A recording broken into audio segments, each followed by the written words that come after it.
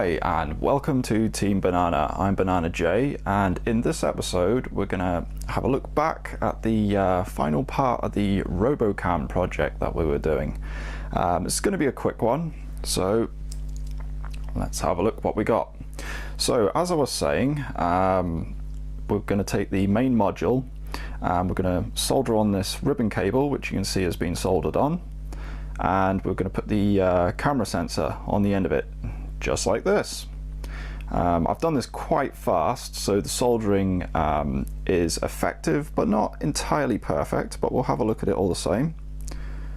So as you can see, all the connections are sound and on there. Like I said, this is quick, cheap and cheerful, because I mean at the end of the day you don't want to be spending too much time on this. You need to make sure your contacts are sound, not dry, and effective, as I was saying. And along here you can just run a bead of epoxy resin, and that'll hold that all in place, because this is going to get smashed about in a robot, so there's no sense in perfect soldering on this. So let's just have a look at the board side over here as well. Let's see if we can get that to focus in. Oops, there we go.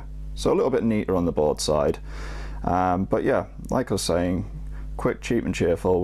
We've done it, and it's all in one piece. Improvements would be to extend some of these buttons. As I mentioned before, that button needs replacing, so we're going to do that.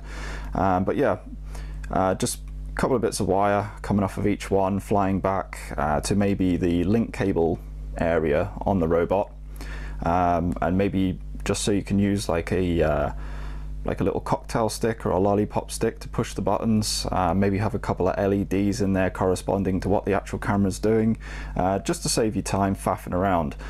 If you've got a robot that's easy to open up, doesn't have a billion screws like ours does, there's no problem with just putting the case back onto this and just using the buttons as and where they are. So that's been that. I mean, you can see this can now be conveniently mounted in any position. If you just drill a little hole, this will quite happily sit behind it. You can glue this to a little metal plate with a couple of holes in, and that'll just screw onto the body of your robot, and you'll be able to see what's going on.